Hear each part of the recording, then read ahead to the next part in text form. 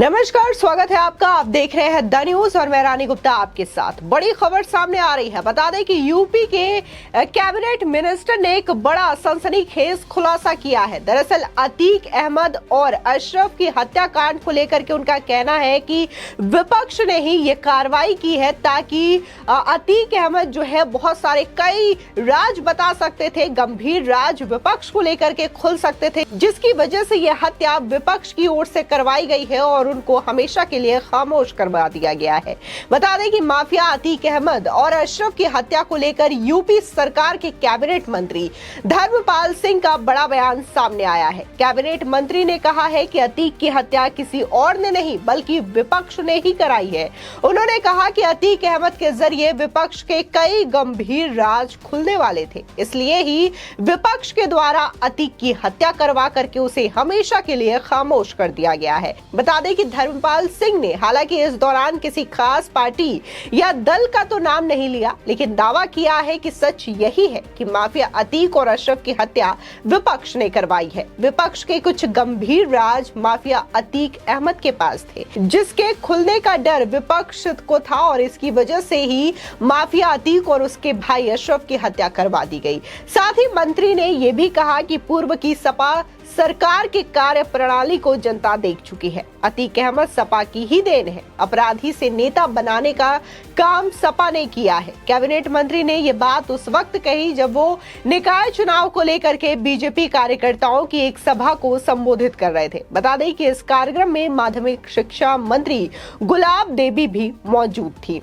वहीं योगी सरकार के तेज तर्रार वरिष्ठ मंत्रियों में गिने जाने वाले बीजेपी के कैबिनेट मंत्री धर्मपाल सिंह ने यह भी कहा कि पूर्व सरकारों में माफिया अतीक अहमद के आतंक का इतना ज्यादा खौफ था कि पुलिस के अधिकारी अपनी कुर्सी छोड़कर खड़े हो जाते थे। अदालतों में जज माफिया अतीक के मामलों पर सुनवाई से इनकार कर देते थे, लेकिन योगी सरकार ने अतीक को ठीक करने का काम किया है। योगी सरकार में आज माफिया जेल में है या फिर मिट्टी में मिला दिए गए हैं। दरअसल आपको बता दें कि देखने को मिला था 15 अप्रैल की रात को अतीक अहमद की प्रयागराज के कॉल्विन हॉस्पिटल के सामने गोली मार करके हत्या कर दी गई थी। पुलिस कस्टडी में दोनों भाइयों को यहां मेडिकल चेकअप के लिए लाया गया था। तभी 3 हमलावरों ने सिर में गोली मार करके इन दोनों ही भाइयों की हत्या कर दी थी।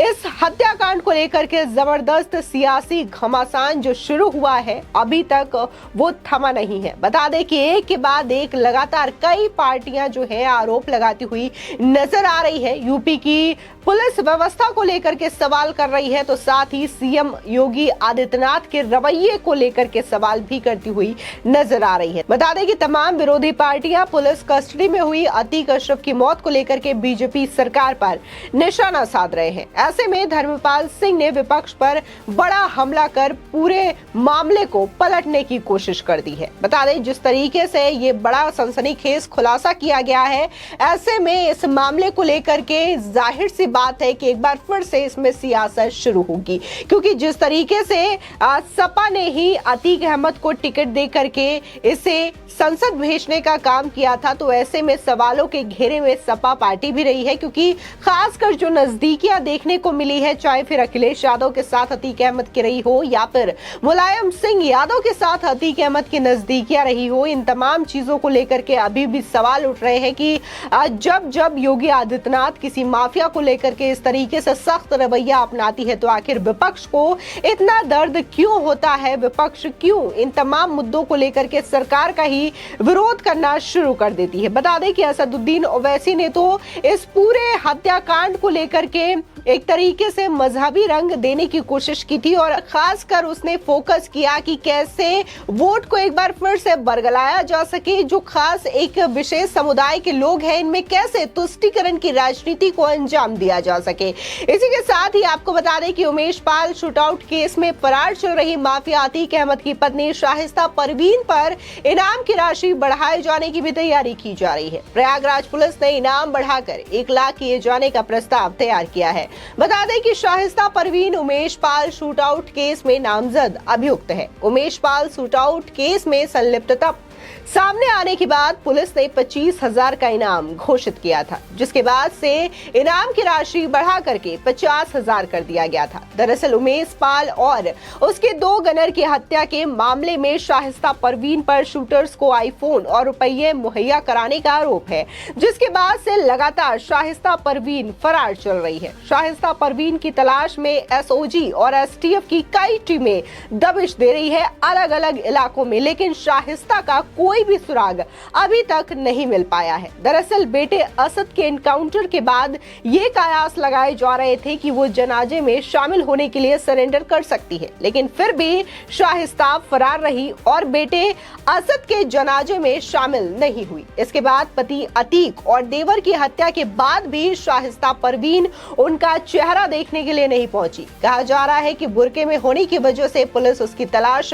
नहीं कर पा रही है, लिहाजा अब शाहिस्ता पर इनाम की राशि बढ़ा दी गई है। उधर लगातार जो बमबाज गुड्डू मुस्लिम है उसको भी लेकर के कई सारे खुलासे, कई सारी संदिग्ध बातें पता चल रही है कि आखिर गुड्डू मुस्लिम भी कई इलाकों से लगातार फरार चल रहा है। कभी उसे मेरठ में देखा जाता है, कभी कर्नाटका पहुंच जाता है, तो कभी उसकी लोकेशन ओडिशा पहुंच जाती है। ऐसे में कई सारे कयास और अटकलें तो ये भी लगाई जा रही है कि हो ना हो शाहिस्ता परवीन और गुड्डू मुस्लिम जो है वो आपस में मिले हुए हैं, मिली भगत है, जिसकी वजह से पुलिस अभी तक उन्हें तलाश नहीं कर पा रही है। फिलहाल गुड्डू मुस्लिम का भी इस केस में मिलना बहुत बड़ा रोल साबित कर सकता है, क्योंकि इस हत्याकांड को लेकर के जब से उमेश पाल हत्या हुई है तब से लगातार गुड्डू मुस्लिम फरार चल रहा है और इसके बाद तमाम लोगों को या तो गिरफ्तार कर लिया गया है, या तो उन्होंने सरेंडर कर दिया है, या फिर उनका एनकाउंटर हो गया है, जो लोग उमेश पाल हत्याकांड से जुड़े हुए हैं। लेकिन अभी भी अगर बात गुड्डू मुस्लिम की जाए तो वो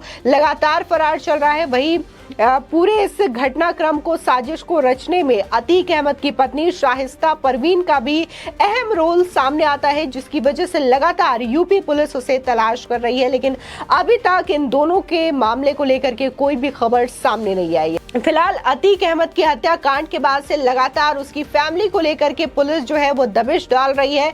तमाम जगहों पर जहां जहां अतीक अहमद के करीबी रिश्तेदार रहते हैं उन तमाम जगहों पर पुलिस खोज चुकी है, लेकिन अभी तक शाहिस्ता का कोई पता नहीं चला है। लेकिन जिस तरीके से यूपी के कैबिनेट मिनिस्टर धर्मपाल सिंह ने जो बड़ा बयान दिया है, जो बड़ा दावा किया है, इससे जाहिर तौर पर है कि विपक्षी पार्टियों को इससे चोट लगनी हो और इसको लेकर के एक बार फिर से राजनीतिक घमासान देखने को मिल सकता है, क्योंकि लगातार जो विपक्षी पार्टियां हैं वो इस वक्त योगी सरकार को ही जिम्मेदार ठहरा रही है इस हत्याकांड को लेकर के, माफिया राज को लेकर के, और उनका कहना है कि यूपी में कानून व्यवस्था बिल्कुल भी ठीक नहीं है। लेकिन जिस तरीके से धर्मपाल सिंह ने यह बड़ा बयान दिया है और उनका कहना है कि बहुत सारे ऐसे राज थे विपक्षी नेताओं के जिसे अतीक अहमद जानता था और इसीलिए विपक्षियों ने ही उसकी हत्या करवाई है। ऐसे में देखना दिलचस्प होगा कि आने वाले समय में इस हत्याकांड को लेकर के क्या नए सियासी एंगल जुड़ते हैं। फिलहाल इस खबर को लेकर के आपकी क्या राय है